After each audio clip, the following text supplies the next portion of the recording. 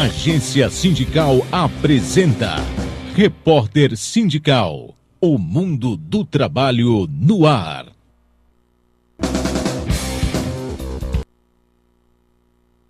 No ar, o programa que sempre aborda sindicalismo, ações sindicais, lutas das categorias e fatos ligados ao mundo do trabalho. O programa é ao vivo pela TV, Agência Sindical, também pelo Facebook.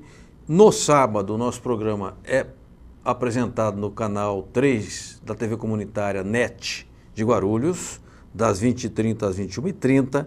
Na terça-feira, o programa é passado na TV comunitária de Brasília, canal 10 da NET, das 18 às 20 horas, depois as reprises de praxe.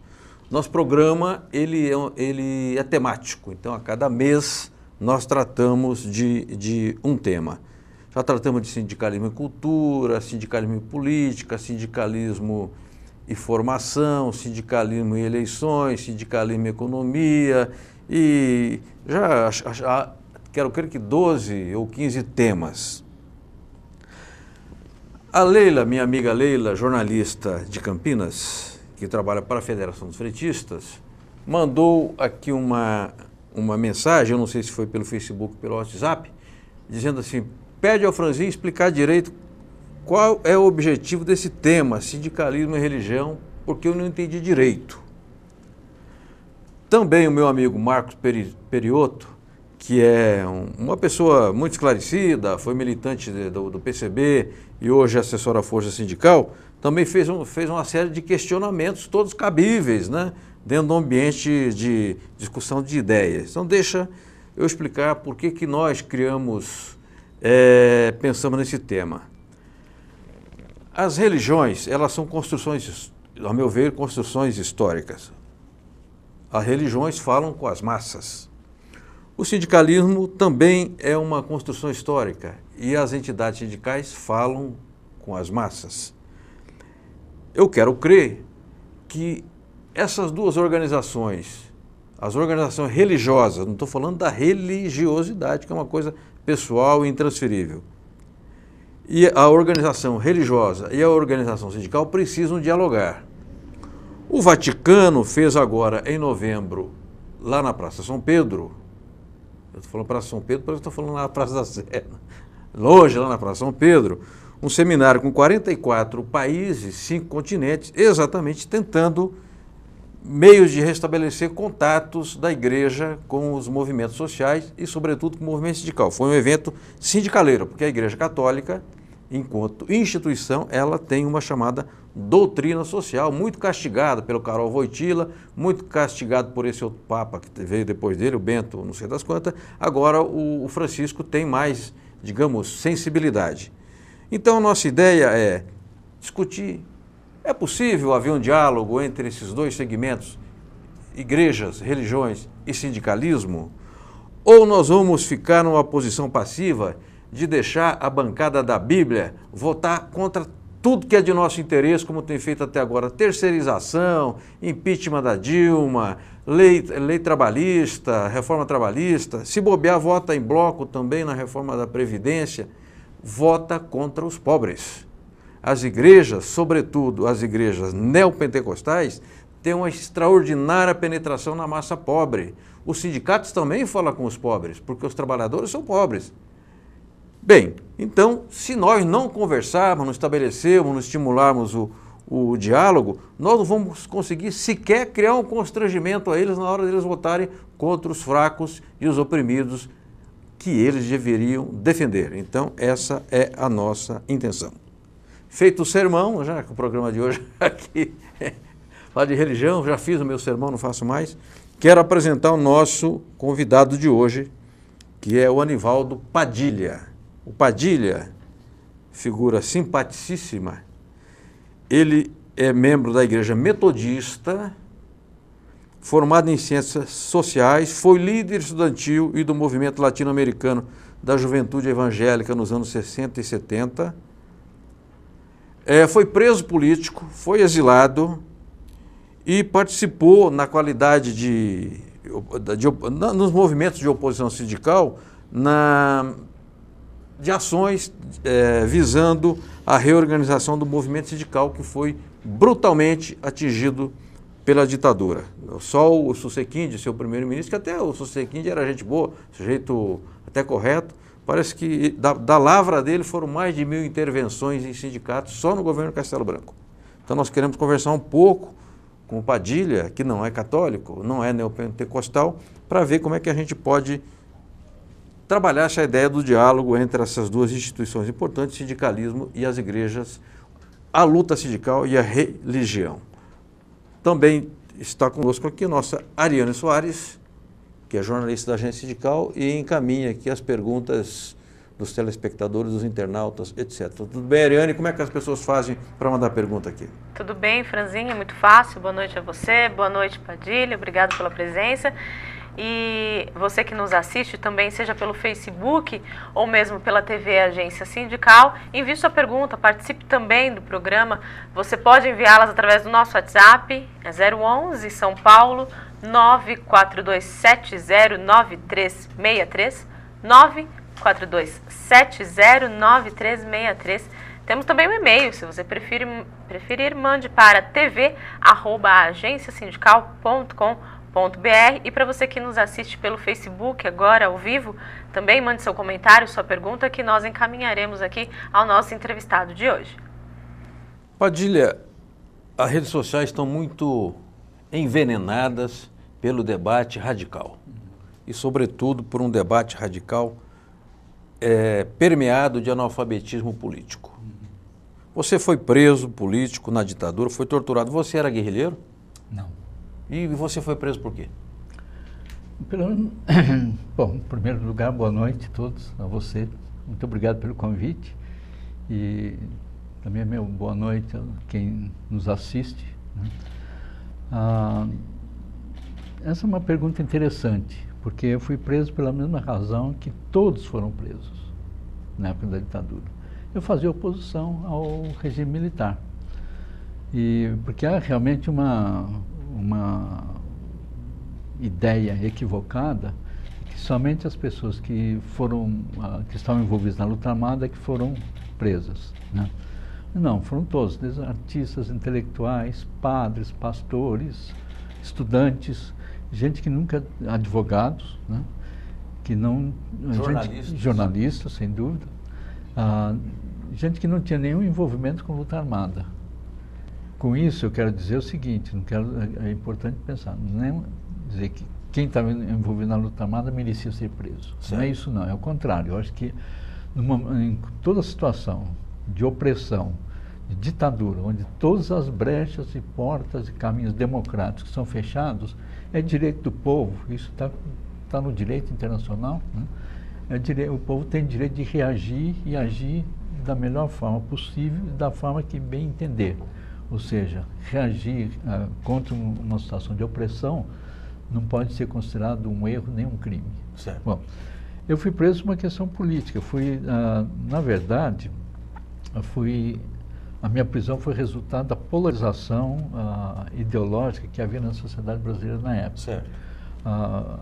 O tom da grande mídia, né, dos meios de comunicação e da ditadura, mesmo antes, né, era o anticomunismo. Sim. Você não podia falar que havia pobreza no Brasil naquela época. Se você falasse que havia pobreza no Brasil, você era imediatamente acusado e taxado de ser comunista. Eu venho de uma família de operários e, portanto, a minha posição sempre foi defender os interesses dos trabalhadores e os interesses dos pobres. Eu era acusado de ser comunista. E você inclusive. Qual a sua atividade profissional na época? Na época eu era estudante. Estudante. Mas, ao mesmo tempo, eu era o diretor do Departamento de Juventude da Igreja Metodista, em nível nacional. E você estudava para se formar em que carreira? Ciências Sociais. Ciências Sociais. Fazia Ciências Sociais na USP. Em relação à prisão, que é interessante, porque eu fui denunciado por um bispo e por um pastor da minha igreja.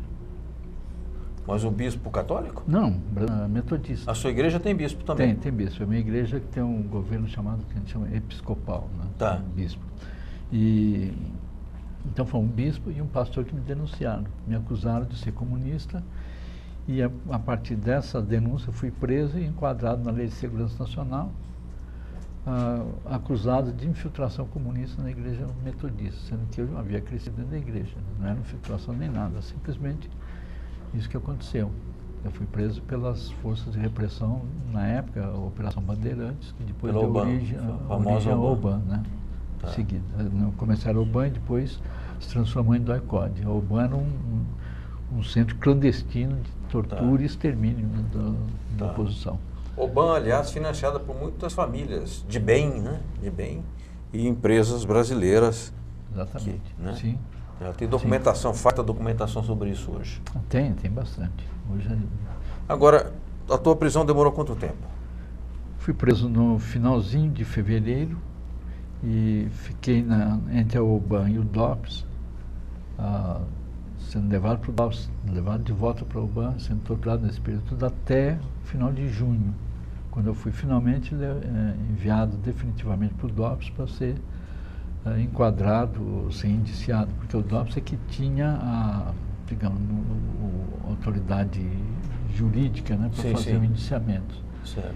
Então lá eu fui indiciado na Lei de Segurança Nacional, enviado depois para o processo para a Auditoria Militar, e em dezembro do mesmo ano, ou seja, em dezembro de 1970, eu fui liberado por o próprio promotor. Sim. Decidiu arquivar o meu processo por falta de provas. Perfeito. Eu acho que a acusação não tinha fundamentos, né? E você optou pelo exílio ou foi obrigado a se exilar? Não foi uma opção, mas foi forçado pela situação, quer dizer... Pelas circunstâncias. Pelas circunstâncias, porque o cerco o cerco militar, né, da repressão sobre a oposição estava se fechando. Muita gente estava sendo presa, assassinada, e o cerco em torno de mim estava se fechando, aí fui aconselhado e pressionado para sair do Brasil. E você foi viver onde? Eu saí inicialmente para o Uruguai, depois Argentina, depois Chile, e do Chile eu recebi um convite do Conselho Nacional de Igrejas dos Estados Unidos para ir para os Estados Unidos e lá desenvolver um trabalho de educação da opinião pública sobre o que ocorria no Brasil. Sim. E principalmente denunciar o envolvimento do governo americano no apoio à ditadura. Como é que chamava esse órgão que te convidou para morar nos Estados Unidos? Era o Conselho Nacional de Igrejas Cristãs dos Estados Unidos. Dos Estados Unidos? Reunia mais ou menos na época, se não me engano, não falo a memória, eram 38 igrejas protestantes, ortodoxas e anglicanas dos Estados Unidos. Que era um momento em que as igrejas lá já estavam tomando consciência do que ocorria na América Latina. Sim.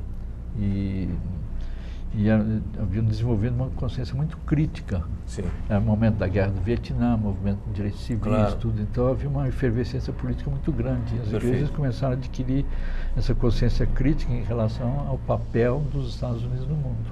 Perfeito. Anivaldo Padilha, nós vamos parar de conversar entre nós para que as pessoas possam fazer perguntas. Então passa a nossa Ariane Soares, que encaminha as perguntas ao Padilha, e aí você encaminha uma, ele responde, encaminha outra, até a gente fazer aqui uma coisa mais dinâmica, pode ser? Vamos lá, então. Pergunta de início é do Álvaro Egea, ele é presidente do Sindicato dos Trabalhadores no Vestuário de Guarulhos. Álvaro Egea. Ele também é secretário-geral da Central dos Sindicatos Brasileiros, a CSB. O Álvaro mandou pelo WhatsApp uma pergunta. As igrejas têm demonstrado imensa força popular. Quais são as lições que elas e as religiões podem oferecer ao movimento sindical na mobilização dos trabalhadores contra o desmonte dos direitos sociais? Interessante, hein? É uma pergunta interessante e bastante difícil de responder, porque a gente teria que entender aí o papel da religião na sociedade, né? A religião é um fenômeno cultural, um fenômeno antropológico, é um fenômeno importante em qualquer cultura, em qualquer sociedade. A religião por si, ela não é uma força, ela pode ser uma força mobilizadora, como pode ser uma força conservadora. Em geral, as religiões organizadas, institucionalizadas, elas geralmente desempenham um papel conservador na sociedade. Elas são parte daquele sistema de controle ideológico, elas mais ou menos refletem a ideologia dominante na sociedade. Agora, elas não são homogêneas. Sim. Acho que, portanto, elas refletem as contradições que existem na sociedade. Certo. O que acontece é que as religiões, geralmente, elas trabalham mais, eu diria, no universo simbólico, né? Simbólico, lidando com as questões do cotidiano e da vida das pessoas. Sim. Por isso ela fala de uma maneira mais próxima. Tá. E nem sempre questionadora, porque ela procura oferecer apoio, oferecer uma forma de sustento emocional e afetivo. Né? Eu acho que a contribuição que elas poderiam dar, e nem sempre dão, é que a partir da compreensão que elas têm de uma ética social, a partir da ética, da compreensão que a ética não é esse moralismo que predomina na sociedade e nas igrejas. A ética tem a ver com justiça. Você se colocar ao lado do pobre, do oprimido, isso está muito claro na Bíblia, para quem é cristão. Certo. Muito claro, quer dizer, os profetas sempre colocaram isso, né, de você tem que estar mostrando que Deus está sempre ao lado do fraco e do oprimido. Sim. As religiões organizadas geralmente fogem desse princípio. E nem sempre dão apoio, porque agora você tem, dentro dessas religiões, das igrejas, você tem setores, né, você tem aqueles setores que tomam consciência disso e passam a participar de vários movimentos. Sim. Por isso, quer dizer, quando se fala em igreja e religião, eu quero enfatizar isso, não se pode falar das igrejas neopentecostais, igrejas protestantes são isso, aquilo, igreja católica é isso. Todas as igrejas têm dentro de si essas contradições. Certo. Você tem, muitas vezes, quer dizer, os setores que dominam as igrejas são coniventes com o status quo. Sim.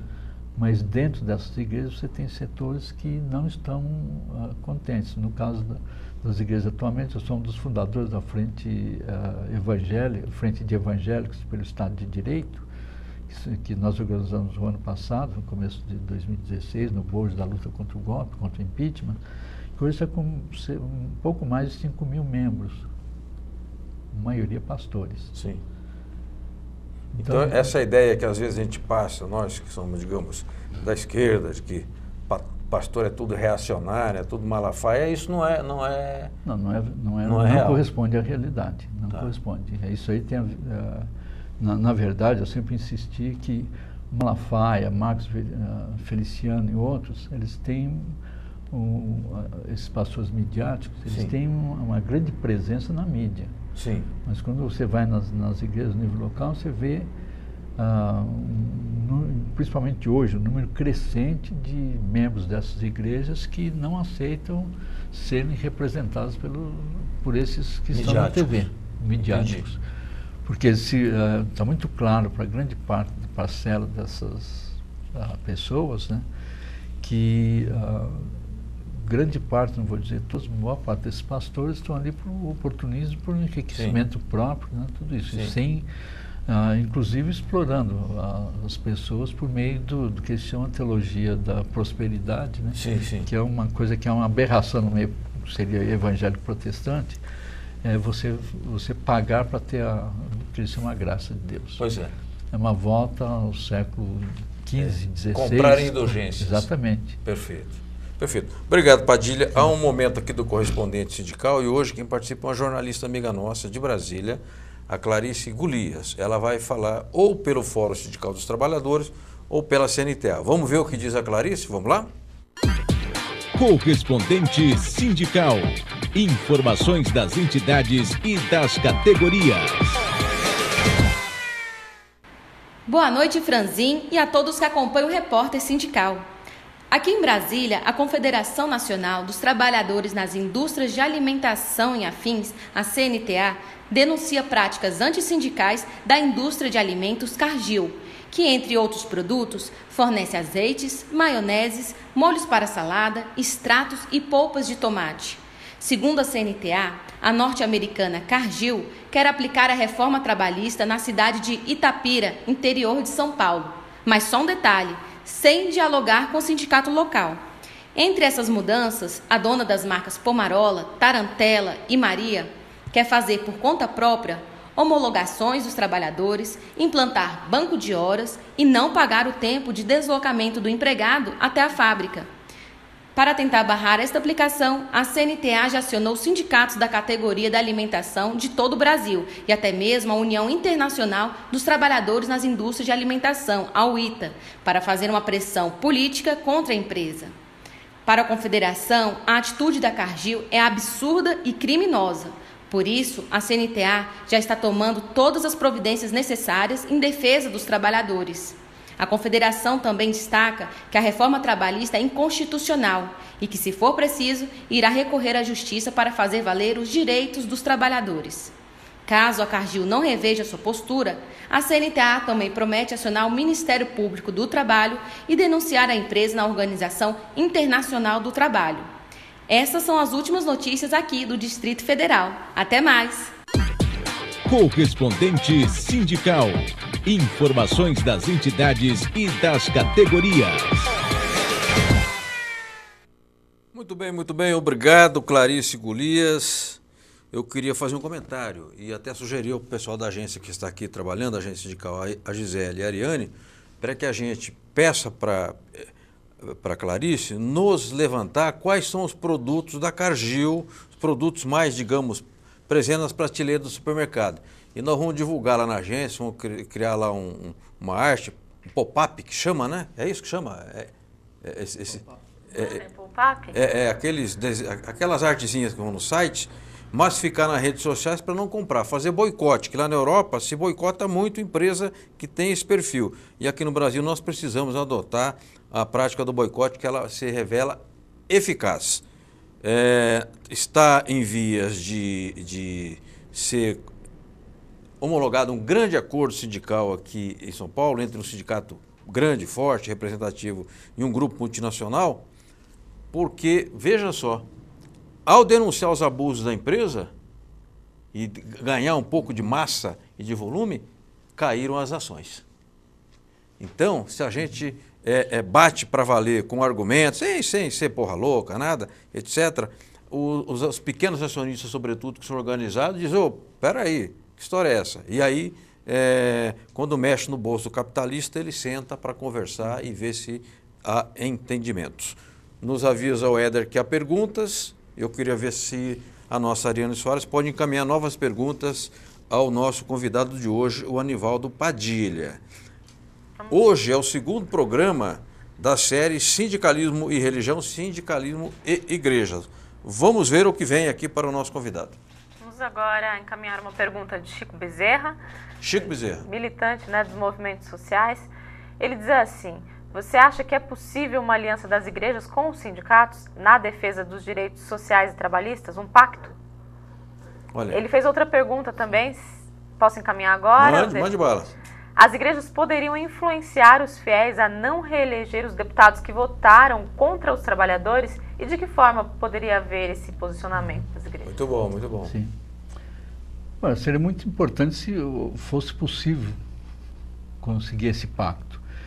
Eu acho muito difícil, porque os pactos geralmente entre igrejas e movimentos são mais fáceis de ser conseguidos quando são pactos conservadores. Certo. Porque não está mexendo com o interesse de lideranças religiosas, nem o interesse das instituições. Eu acho que essa aliança entre pessoas religiosas e movimentos, essa aliança se dá mais no plano comunitário, no plano das individuais. Né? Tá. As pessoas que... Porque, olha, vamos pensar, a maioria da massa, a base das igrejas, a maioria esmagadora é composta de gente pobre. Gente que está sofrendo hoje desemprego, sofrendo uma diminuição, uma queda muito forte no seu nível de vida, no poder aquisitivo. Muitos estão provavelmente até passando fome, né? Isso reflete na posição de lideranças das igrejas, aquelas que são sensíveis, que são realmente pastores, né? E aqui eu me refiro a padres e a ministros das igrejas evangélicas. Pastor lato sensu. Né? Lato sensu, ou estrito sensu talvez, né? Sim. Aquele que cuida das ovelhas. Exato, E esses que têm essa vocação, que são sensíveis, procuram acompanhar o povo da igreja onde ele estiver. Agora, o apoio institucional eu acho difícil. Tá. Eu acho que a Igreja Católica teve uma experiência nesse sentido no passado, não muito distante, de criação de ciclos operários, inclusive até no sentido de criar sindicatos cristãos, e foi uma experiência fracassada. Sim, sim. Porque é muito complicado isso. Então eu vejo mais possibilidade de... eu procuro incentivar isso no meu trabalho com as igrejas, que todas as pessoas ali se envolvam nos movimentos sociais, participem dos movimentos, participem dos sindicatos, que é uma tarefa dessas pessoas motivadas pela fé, mas é uma tarefa, digamos, de cumprir um dever de cidadão e cidadãos, sim, sim, de participação, né? Agora, outra pergunta, qual foi mesmo? Eu esqueci. Do Chico? Ele perguntou... das eleições, né? As igrejas, elas poderiam influenciar na questão fiéis, de deputados que votaram contra... Vota, mas não volta. Agora tem até marchinha, né? Tem, exatamente. Vota, mas não volta. Bom, antes de responder, um abraço a Chico Bezerra, um grande amigo, companheiro, antigo. Né? Grande Chico. Um abraço para você, Chico. E continua provocador, né? Eu acho que o que tem ocorrido tradicionalmente no caso da eleição, por exemplo, eu tenho visto em algumas igrejas, são documentos, né, que as lideranças publicam documentos, digamos, orientando sobre eleições. Nem sempre, a não ser algumas, orientam em relação a candidatos. Certo. Isso é o caso desses pastores midiáticos, eles fazem isso. Agora, a boa parte das igrejas procura incentivar os membros das igrejas a estudar, a ver, a conhecer o que está acontecendo e fazer a melhor escolha. Orientar no sentido, aí sim, eu acho que as igrejas podem fazer isso, quer dizer, contribuir para que esses eleitores, digamos, fiéis ou crentes, desenvolvam uma consciência crítica em relação ao que está ocorrendo no processo eleitoral e façam a melhor escolha a partir de uma postura ética, como eu coloquei antes. Né? Perfeito. Quer dizer, quem está a favor da justiça, quem está contra os pobres. O problema é que geralmente os candidatos não se colocam contra os pobres. Por exemplo, esse golpe que nós estamos vivendo hoje, nenhum partido do Brasil se elegeria dizendo, eu vou acabar com a Previdência Social. Primeiro, vou rasgar a Constituição. Vou rasgar a Constituição, vou acabar com direitos trabalhistas, acabar com a Previdência Social, acabar com o SUS. Desmontar o CLT, desmontar o SUS, acabar com as universidades públicas. Sim. Eles sempre vêm camuflados com uma linguagem demagógica. Exatamente. Né? E aí que está a questão da consciência crítica. Esse é o verdadeiro populismo. Exatamente. E demagogo, né? O populista é mais do que demagogo. Então, contribuir para que os crentes possam discernir entre o que é demagogia e o que é sincero. Isso não é difícil de conseguir. Basta você saber a origem e a história daquele candidato. Perfeito. Saber quem representa o capital e quem representa o trabalhador. Eu quero retomar depois um pouco essa conversa, é que agora nós temos uma reportagem. Todo programa nosso, ele tem uma externa, uma reportagem. O pessoal da agência esteve, agora, se não me engano, no dia 30, na Avenida Paulista, no Carnaval dos Aposentados. O Sindicato Nacional dos Aposentados da Força Sindical, de 2 anos para cá, vem fazendo um carnaval na Avenida Paulista, que é uma forma, digamos assim, brincalhona e carnavalesca de chamar atenção para um assunto sério, que é a defesa da dignidade do idoso, dos direitos dos aposentados e da responsabilidade do governo do Estado para com a Seguridade Social.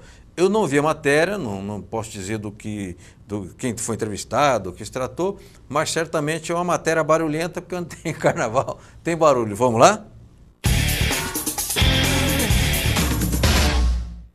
Dia 30 de janeiro, a Escola de Samba Unidos dos Aposentados realizou um desfile protesto na Avenida Paulista, ocupando o asfalto com uma vibrante e irreverente manifestação contra a reforma da Previdência. Cerca de 2.000 aposentados participaram do ato. Esse carnaval de protestos que foi idealizado traz todas essas alas, essa bateria, verdadeira escola de samba, para tentar atingir, chegar a trazer o interesse de todos, chamar a atenção dos governantes que a população mais humilde, o aposentado, o trabalhador mais humilde, não aceita essa reforma da Previdência Social. Para mostrar também para a população que nós defendemos sim uma reforma na Previdência para valer, para acabar com os privilégios.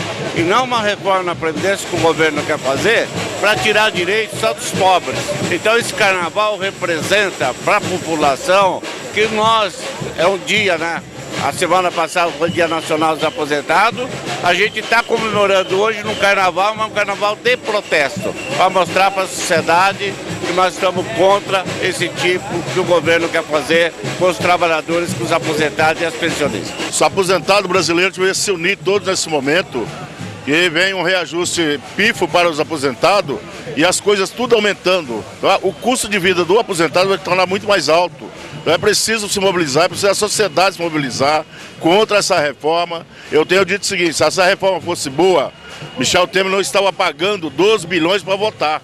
Porque os deputados estão lá com uma obrigação para votar a favor do povo.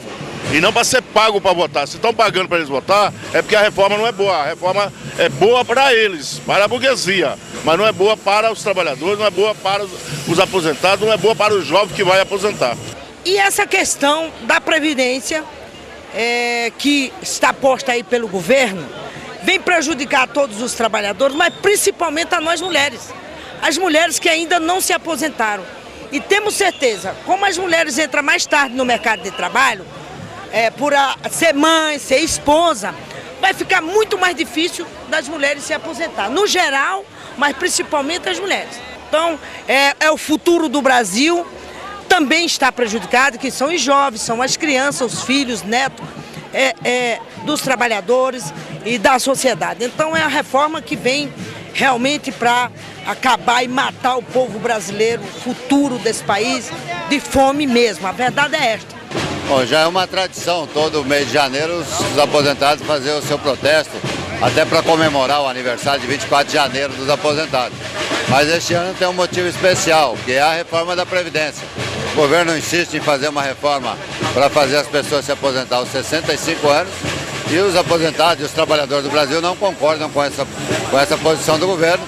Então, levando em conta que o governo insiste em votar essa reforma, os aposentados cismaram então de transformar esse dia num grande protesto, num carnaval, uma coisa folclórica no Brasil, que toda a população gosta, mas mostrando à população que nós não aceitamos essa reforma da Previdência e vamos batalhar para reprovar no Congresso no próximo dia 19, que o governo insiste em votar. Bom, como as coisas são muito dinâmicas na vida real, o movimento sindical, as centrais sindicais tiveram esta semana, acho que ontem, se não me engano, com o Rodrigo Maia, presidente da Câmara, dizendo a ele que tem um mínimo de juízo, de responsabilidade e de compromisso com o seu mandato e não coloque a matéria a voto. De todo modo, dia 19 haverá protestos, mobilizações e greves contra a reforma da Previdência. Os condutores de São Paulo fizeram assembleia ontem, uma assembleia de casa cheia, e decidiram pela paralisação, portanto é muito provável que dia 19 não haverá ônibus circulando em São Paulo. Os metalúrgicos do ABC também fizeram assembleia com um pouco menos gente, mas também decidindo pela greve e por paralisações, e outras categorias estão se mobilizando no mesmo sentido. Na verdade, a reforma da Previdência é uma agressão contra o povo, contra a própria estabilidade da nação, porque a Seguridade Social, ela está diretamente ligada à ordem social, está lá na Constituição, capítulo 6º. Se você desorganiza a ordem social, em seu lugar entra a desordem social. Então isso já seria um erro e uma violência. E o que mais revolta é que é uma reforma conduzida por uma canalha de gente que não entrou no poder pela via do voto, todos aposentados precocemente, ricos. Esse Moreira Franco ganha R$32 mil por mês de aposentadoria. O seu Michel Temer sabe lá quanto é que ganha, se aposentou aos 55 anos e querem inclusive cortar a pensão de viúva, o que é uma absoluta crueldade e inadmissível. Eu fico indignado com isso, que minha mãe, por exemplo, tem 90 anos. ela recebe o salário mínimo do meu pai e o salário mínimo dela, R$ 950. Se ela tiver que optar, ela vai reduzir em 50% da sua renda. Isso significa reduzir a renda nessa proporção, significa levar desconforto, constrangimento, dificuldade, miséria e fome para as pessoas. Ou será que esses caras não pensam nisso? Então, toda a mobilização, todo o apoio contra essa reforma canalha da Previdência que o Temer defende porque o mercado manda nele, ele é agente contratado para fazer o serviço sujo, isso nós não podemos aceitar de jeito nenhum. Toda reforma, o movimento sindical não é contra discutir reforma. Eu nunca vi um dirigente sindical falar, eu sou contra a reforma. Não, eu quero discutir a reforma. Qual a reforma? Essa é a pergunta que deve ser feita. Vamos seguir com o programa, com o Anivaldo Padilha. Hoje o tema, segundo programa do tema Sindicalismo e Religião, vamos encaminhar as perguntas com a nossa Ariane Soares. Pode ser, Ariane? Pode. A Leila também mandou uma pergunta, a Leila de Oliveira, ela é assessora dos frentistas, mandou uma pergunta pelo WhatsApp e ela diz assim: a Metodista tem sede nos Estados Unidos, certo? Eu gostaria de saber que tipo de relação há entre a igreja lá e os sindicatos do país dele, né? Para comparar com o papel da Igreja Católica aqui. Ela quer saber a relação que existe lá. Primeiro, uma correção. A igreja não tem sede nos Estados Unidos. Não? Não, a Igreja Metodista é sim uma igreja mundial, mas em cada país ela tem autonomia. E a sua origem é inglesa, não é isso? Sim, a Igreja Metodista tem uma origem na Inglaterra no século XVII, XVIII, né, durante a Revolução Industrial. Em contestação à Igreja Ortodoxa. Anglicana. Anglicana, que era a igreja da família real. Da nobreza. Certo. Uma igreja totalmente divorciada dos interesses populares. Entendi. E divorciada totalmente dos trabalhadores, o movimento metodista surge em oposição a essa igreja oficial e vai trabalhar nas fábricas com programas de alfabetização, levando programas de atendimento de saúde, certo. Enfim, defendendo interesses e direitos dos trabalhadores naquela época. No caso dos Estados Unidos, a Igreja Metodista ela é uma das principais igrejas protestantes americanas.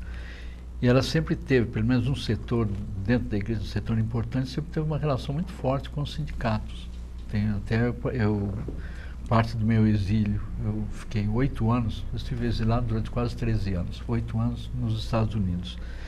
E eu tive uma relação muito forte com um movimento metodista de ação social que tinha uma relação muito estreita com os sindicatos. Inclusive, teve uma participação grande no começo do século XX, no século XIX, passagem do século XIX para o século XX, na organização de sindicatos. Mas, como eu disse anteriormente, numa das respostas, as igrejas têm suas próprias contradições. Então, você tem setores que são conservadores e setores que são mais progressistas. Mas há um forte pensamento social e participação social. É importante falar que, no caso do Brasil, a Igreja Metodista chega ao Brasil por meio do trabalho de missionários que eram do sul dos Estados Unidos. Sim. Eles vieram para cá logo após a Guerra Civil Americana. Então eles representam um pensamento muito mais conservador no começo. Mas mesmo assim, com eles chegou também o que se chamava nos Estados Unidos de evangelho social, que sempre esteve presente aqui no Brasil. Mas a relação, no caso dos Estados Unidos, uma relação sempre foi um pouco mais amigável lá com os sindicatos. Perfeito, perfeito. Bom, então esclarecida a origem da igreja, que é na Inglaterra, e também explicada aqui qual é a relação com o movimento sindical. Eu quero fazer uma pergunta agora, Padilha. O Chico Bezerra perguntou da relação institucional, digamos, entre movimento sindical e igrejas, instituições.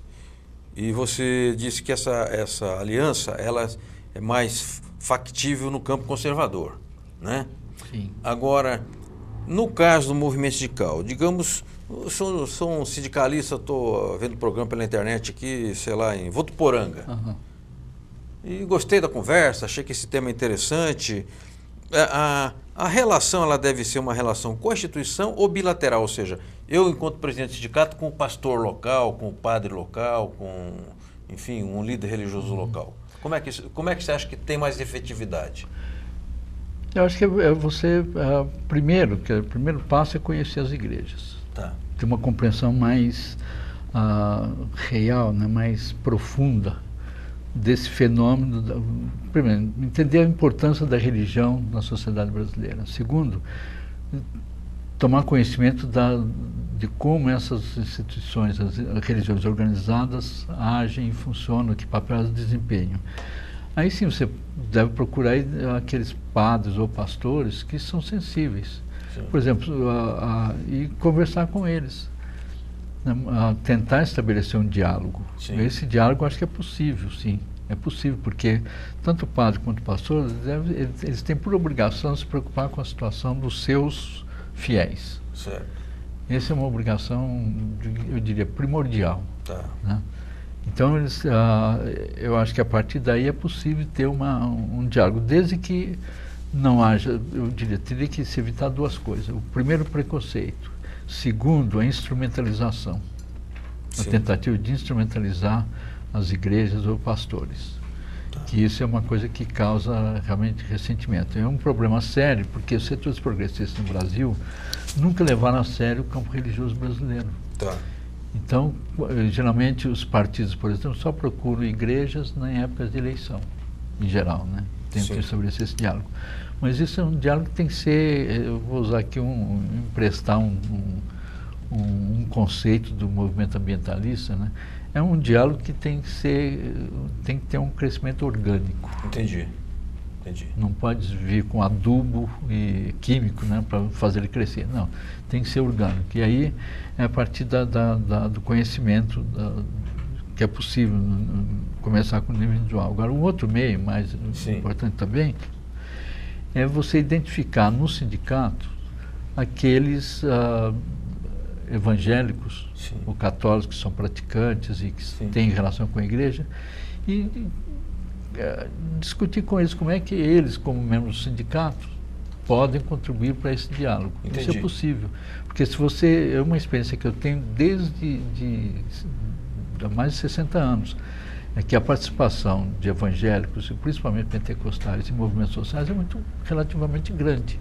Por exemplo, pouca gente sabe que as ligas camponesas tiveram uma participação grande de pentecostais. Não sabia. Assembleia de Deus. Uma participação grande. Você tem um dos maiores líderes camponeses no Brasil, que é Manuel da Conceição. Ele está vivo ainda, com 80 e tantos anos, né? Sofreu do Maranhão, foi um grande líder camponês. Eu conheço o Manuel da Conceição. Então, o Manuel da Conceição era da Assembleia de Deus. Não sabia. Da Assembleia de Deus. Se você olhar no MST, você vai encontrar várias pessoas, muita gente dos pentecostais no MST. No MTST também. Olha aí. Movimento Sem Teto, né? Que bacana. Então, você conversar com essas pessoas, ver de que forma eles podem contribuir para que as igrejas rompam o preconceito. Porque, no fundo, o que há é que essas igrejas de pastores, a maioria, eu diria a maioria, são vítimas dessa dominação ideológica que gera o preconceito. Perfeito. Não é uma opção ideológica consciente, como é o caso de muitos padres, bispos e pastores de algumas igrejas grandes, ricas. Perfeito. Mas aquele pastor que vive ali junto com a comunidade, que ele não recebe salário, ele é um pastor voluntário, ele sofre também os mesmos problemas que seus fiéis sofrem. Mas às vezes age com preconceito em relação ao sindicato, em relação a partidos, porque esse é o discurso da mídia. Entendi, né? Entendi. Padilha, nós vamos fazer um pequeno intervalo agora, porque é uma fala do Sintoresp. Eu não sei se... O Sintoresp é um sindicato dos hoteleiros aqui de São Paulo, e talvez até apareça o logotipo da OGT, não sei se vai aparecer. Eu quero informar, antes, né, de que possa aparecer, que o sindicato se filiou à Força Sindical recentemente. Então, caso apareça o logo da OGT, não é mais uma entidade filiada à União Geral dos Trabalhadores. Nós somos lá muito amigos do Ricardo Patá, presidente da OGT, e vamos, a partir do próximo programa, aproveitar materiais e vídeos que eles produzem bastante da OGT para passar aqui nosso intervalo. Vamos lá?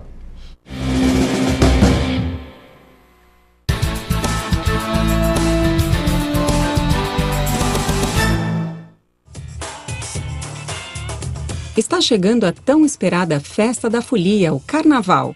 E aqui no Sintoresp estão sendo preparadas diversas atrações para os trabalhadores que passarem esses dias de festividade em uma de nossas colônias de férias. Vai ser um carnaval inesquecível. Nós estamos também nas torneirinhas aí fechando de novo, correndo para cá e para lá, buscando parcerias para a gente ter bailes, vai ter zumba nas piscinas. Em Caraguatatuba, se nós conseguirmos, né, nós queremos realizar um baile na quadra, que não foi feito antes, mas estamos vendo essa possibilidade. Eu tenho plena convicção que a categoria está entendendo a dificuldade que o mundo sindical passa hoje, principalmente nós aqui no Brasil, e vai entender o que nós estamos oferecendo ainda assim é de muita qualidade para a categoria, porque eles merecem. Como sabemos que as colônias são muito disputadas no feriado, foi realizado um sorteio entre o pessoal da categoria.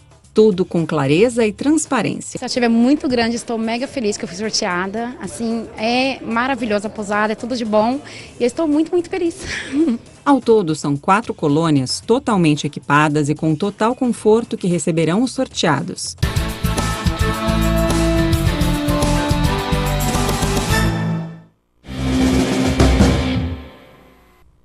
Muito bem, muito bem. Obrigado ao pessoal do Sintoresp, diretor Darli, Rubens, Carazans e tantos amigos que temos lá na entidade.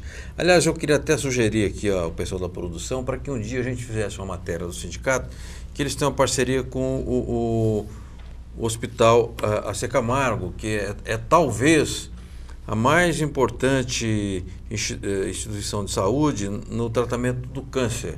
E eles fazem lá um trabalho muito bonito, é um dia por ano, e encaminham muitas pessoas lá para o Hospital do Câncer, a custo zero. Eu entendo que nós no Brasil precisamos valorizar as boas iniciativas, as iniciativas construtivas, que porcaria e coisa mal feita é o que mais tem aí na mídia, a mídia mostrando, né? E as ações construtivas acabam ficando em segundo plano. Há um momento aqui no programa em que nós mostramos materiais. Como o nosso programa passará em Guarulhos, eu quero mostrar um cartaz que já está circulando nas redes sociais do Sindicato dos Metalúrgicos Guarulhos Região e passará também, será fixado na sede, nas subsedes, no clube de campo, em algumas fábricas, para fazer o trabalho de sindicalização.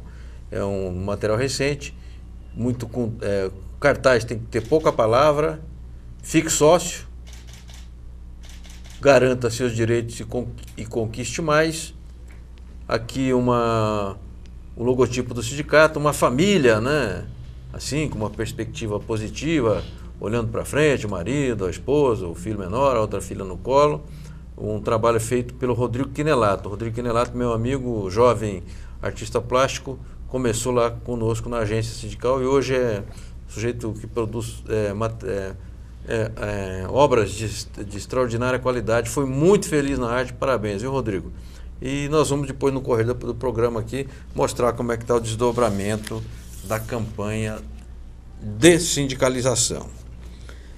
Quero fazer um registro, antes de seguir com o Anivaldo Padilha, de que nós participamos de 2 eventos hoje pela agência sindical. Pela manhã, de uma reunião da Confederação Nacional dos Trabalhadores de Estabelecimento de Ensino, Esportes e Cultura, a CNTEC, aqui na Zona Leste de São Paulo, com 13 federações, se não me engano, e a confederação, o professor Oswaldo Augusto dirigindo os trabalhos, e também o advogado doutor Cristiano, eles tratando do custeio, né, que o custeio foi duramente atacado pela reforma trabalhista, e como é que as entidades farão para sobreviver, para continuar atuando, prestando assistência à categoria e também fazendo sindicalismo, negociações, buscar melhoria para os trabalhadores, etc. Eu considerei o evento muito bem organizado, porque ele tinha pauta, tinha gente qualificada no debate e tinha um comando, porque as boas reuniões,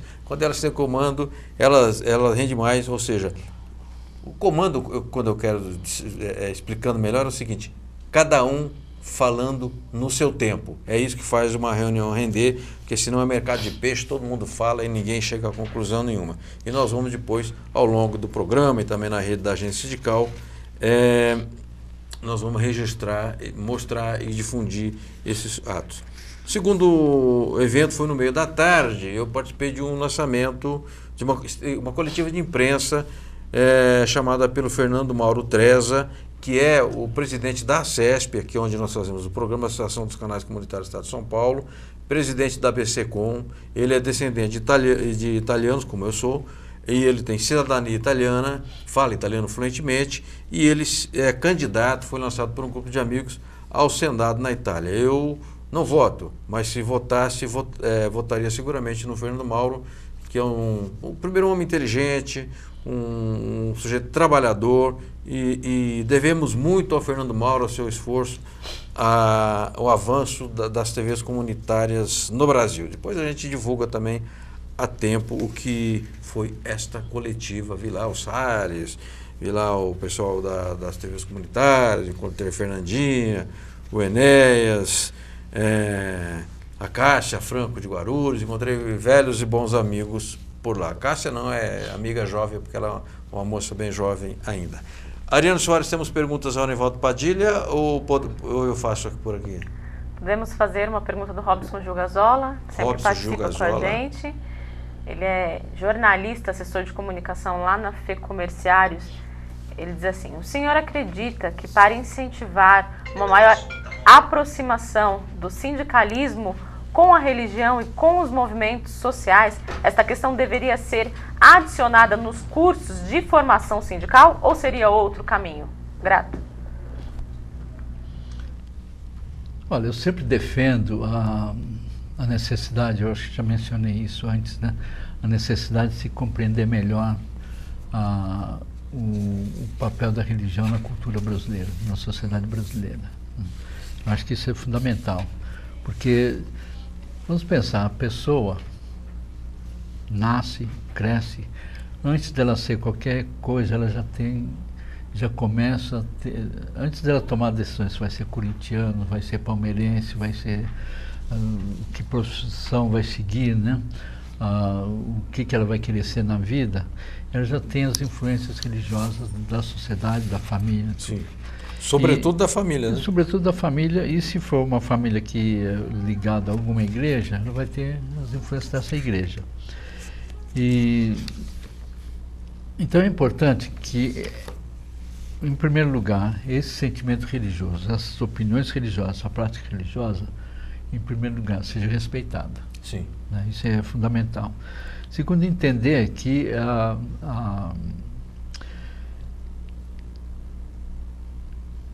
essa compreensão do campo religioso é fundamental para qualquer ação que nós tivermos intenção de fazer.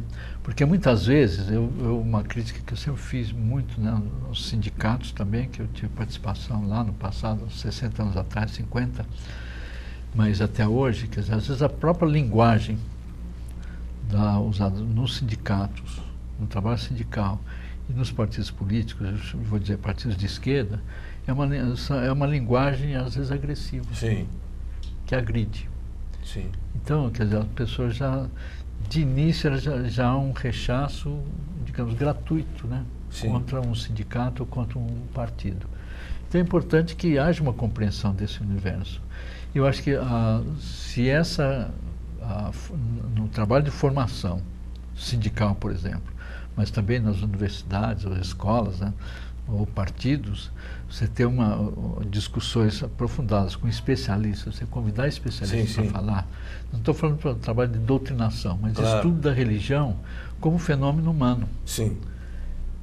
E aí você tem uma compreensão desse campo religioso, sabendo que ele é de uma diversidade enorme. Sim. E conhecer as diferenças, né, entre uma religião, uma prática religiosa e outra. Ao conhecer esse campo, ao ter uma compreensão mais ampla dessa diversidade, acho que os sindicatos e partidos vão cometer menos erros. Perfeito.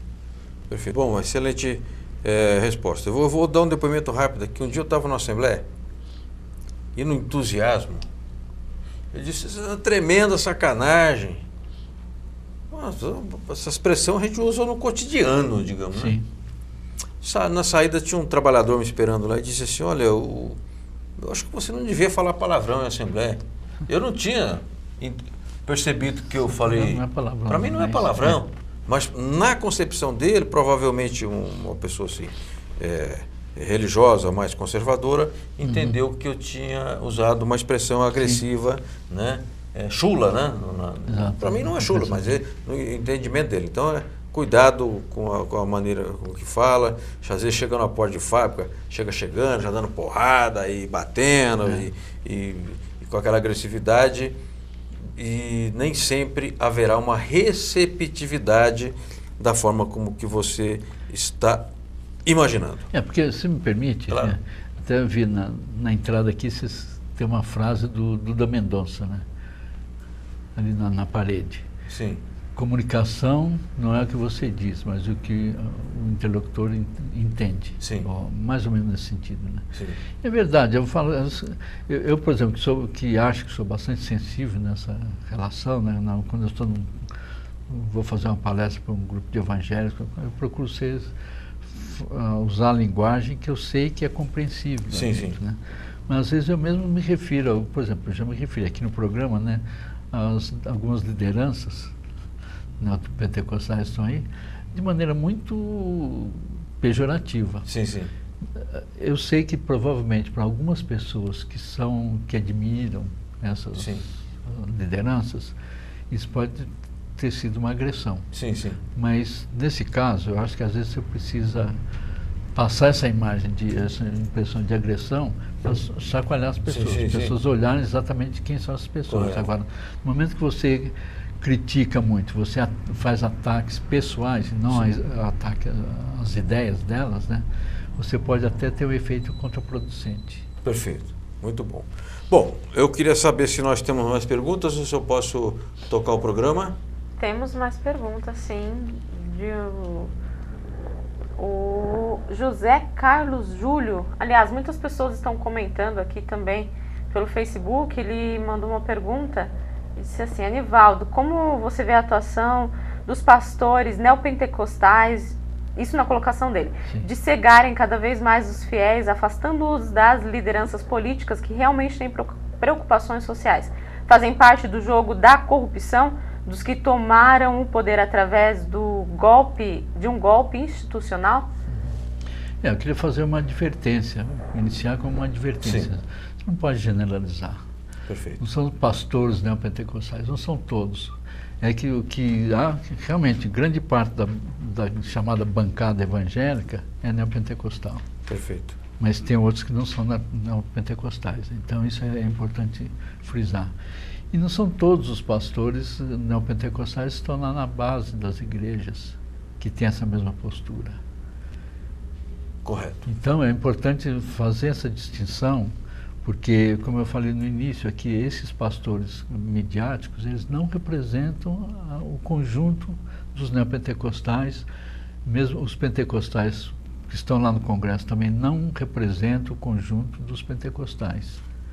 E acho que é importante. Eu disse, quer dizer, eu conheço muitos pastores lá, que são pastores de pequenas igrejas, das pequenas comunidades, das grandes periferias de São Paulo, das grandes cidades do Brasil, que têm outro tipo de atitude.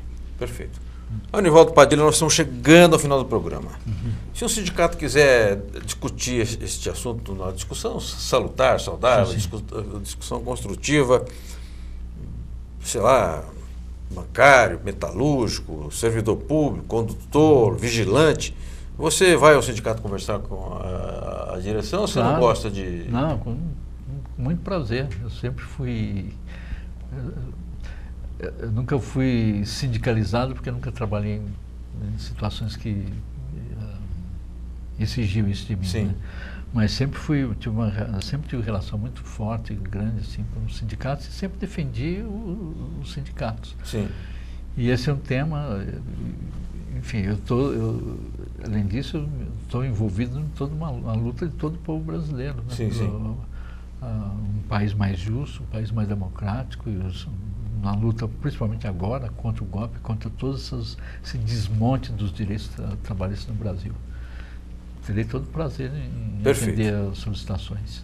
Então vamos combinar o seguinte, caso você tenha gostado aqui do tema e entendido que é um tema relevante, que há interesse para uma coletividade de trabalhadores, faça contato com a agência sindical que nós faremos, no bom sentido, a ponte, não essa ponte para o futuro do Michel Temer, nós faremos o contato com o Padilha aí para facilitar as coisas, o Anivaldo Padilha, para que... Só uma coisa, a ponte do Temer é ponte para o abismo. Ponte para o abismo, ponte para o abismo. E aí ele, com a boa vontade que lhe é característica, irá conversar com os dirigentes, com os assessores, às vezes fazer uma pequena reunião, não é uma assembleia, uma coisa massiva, para também bater um papo, porque as pessoas querem fazer pergunta e num ambiente onde tem muita gente, de assembleia, não há essa possibilidade de estabelecer esse diálogo, né? essa conversa que ela é sempre esclarecedora e construtiva. Então eu quero agradecer muitíssimo a todos e a todas que nos acompanharam aqui no programa, sobretudo aos que fizeram perguntas, aos amigos meus que ficaram durante o dia no Facebook cutucando. É assim mesmo, né? Eu gosto de debate. E agradecer sobretudo ao Anivaldo Padilha, essa simpaticíssima figura, calma, né? Tranquila e que trouxe aqui muito conteúdo para o Repórter Sindical. Na quinta-feira que vem, embora semana de carnaval, estaremos aqui no Batente com um novo convidado, que eu nem sei quem virá, porque nós estamos vendo 2 nomes ainda e não batemos o martelo no convidado. Então, a todos e a todas, um grande abraço e até a próxima quinta-feira. Muito obrigado.